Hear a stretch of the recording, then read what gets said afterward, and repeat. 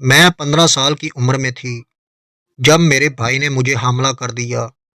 وہ مجھے دن رات اپنی ہوس کا نشانہ بناتا، کبھی مجھے الٹا کرتا اور کبھی مجھے سیدھا کر کے میرے جسم پر ہاتھ پھیرتا اور میری شلوار اتار کر میرے ساتھ غلط کام کرتا۔ ہوا کچھ یوں کہ میں چھٹی کلاس میں پڑھتی تھی۔ مجھے غلط کاموں کے بارے میں اتنا کچھ پتہ نہیں تھا۔ میرے باپ کو فوت ہوئے 6 سال گزر چکے تھے۔ میری ماں میرا خیال رکھتی تھی۔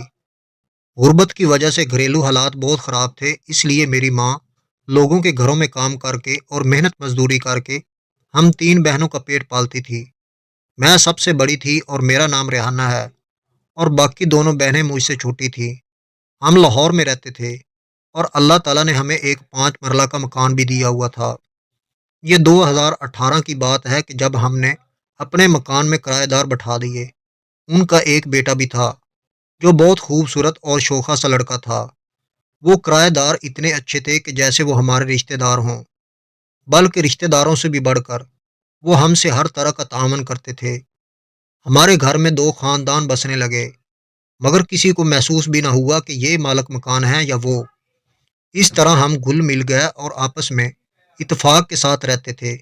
یوں دن گزرتے گئے اور ہم ہنسی خوشی زندگی گزارتے رہے۔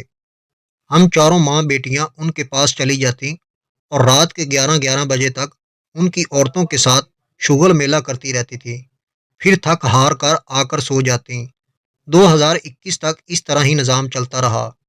پھر ایک ایسا لمحہ آیا جب ہمارے برے دن شروع ہو گئے۔ ہمارے کرایہ داروں کا جو لڑکا تھا اس کا نام اعجاز تھا اور اس کی عمر 25 سال تھی۔ وہ مجھ پر گندی نظر رکھنے لگ پڑا، حالانکہ وہ میرا منہ بولا بھائی تھا اور وہ بھی مجھے باجی باجی کہتا تھا۔ پتہ نہیں کس چیز نے اس کی مت مار دی اور وہ مجھ پر فدا ہو گیا، جبکہ میں اتنی خوبصورت بھی نہ تھی۔ پھر وہ کیا کرتا کہ جب میں اسکول سے آتی تو وہ ہر موڑ پر مجھے آ کر دیکھتا اور کوشش کرتا کہ مجھ سے بات کرے، اور اگر میں اس کو بلا بھی لیتی تو وہ میرے ساتھ راستے میں مل کر باتیں کرتا کرتا آ جاتا۔ ایک دن جب میں اسکول سے آ رہی تھی تو میں نے دیکھا کہ اعجاز آج مجھے لینے نہیں آیا اور نہ میرے راستے میں کھڑا تھا۔ میں نے سوچا کہ شاید کوئی وجہ ہوگی اس لیے نہیں آیا۔ میں اسے اپنا بھائی سمجھتی تھی۔ جب میں اپنے گھر آئی تو میری ماں اور میری بہنیں گھر میں موجود نہیں تھیں اور نہ اعجاز کے گھر والے تھے۔ وہ پڑوس میں ایک فوتگی پر چلے گئے۔ میں جیسے ہی اپنے کمرے میں بیگ رکھنے کے لیے داخل ہوئی تو 4 لڑکے یکدم نکلے اور انہوں نے میرے منہ پر کپڑا ڈال دیا اور مجھے اٹھا کر اوپر والے کمرے میں لے گئے۔ میں چیخی اور چلائی بھی، مگر میرا منہ اوپر سے ڈھکا ہوا تھا۔ جب وہ مجھے کمرے میں لے گئے تو انہوں نے میری شلوار اتارنی شروع کر دی اور ان میں سے ایک لڑکا میرے پیچھے آ گیا اور اس نے مجھے آگے کو الٹا کر دیا، اور باقی 3 لڑکوں نے میری ٹانگوں اور بازوؤں کو مضبوطی کے ساتھ پکڑی رکھا۔ اس نے مجھے اتنے جھٹکے دیے اور میری چیخیں نکالی جتنی کہ ایک ماں کو تکلیف ہوتی ہے اپنے بیٹے کو جنم دیتے ہوئے۔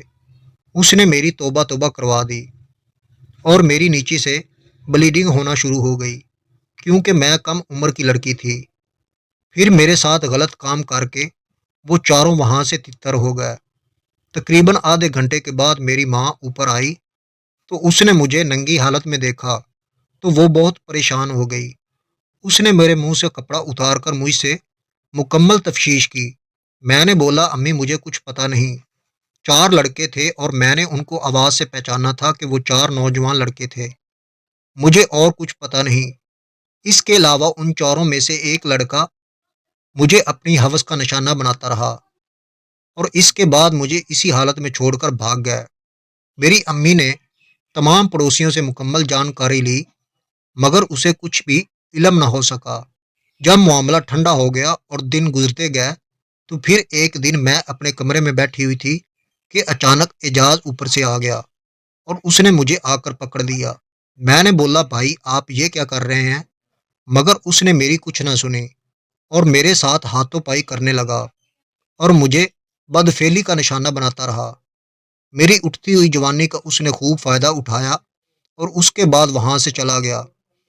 جب میری والدہ آئی تو میں نے ساری حقیقت اس کو بتا دی کہ اعجاز نے میرے ساتھ یہ کام کیا ہے، اور اس دن بھی شاید اجاز ہی تھا جو 3 لڑکوں کو لا کر میرے ساتھ زیادتی کرتا رہا تھا۔ میری والدہ نے اجاز کی امی کو بتایا کہ تیرا بیٹا میری بیٹی کے ساتھ غلط کام کرتا رہا ہے، لہٰذا اسے روک لو۔ اس کی امی نے بجائے اجاز کو سمجھانے کے میری والدہ پر چڑھائی کرنا شروع کر دی اور دھمکیاں دینے لگ پڑی۔ جی تو فرینڈ، آج کی ویڈیو میں بس اتنا ہی۔ ویڈیو پسند آنے پر اسے لائک کریں، چینل کو سبسکرائب کرنا مت بھولیں۔ Thank you for watching.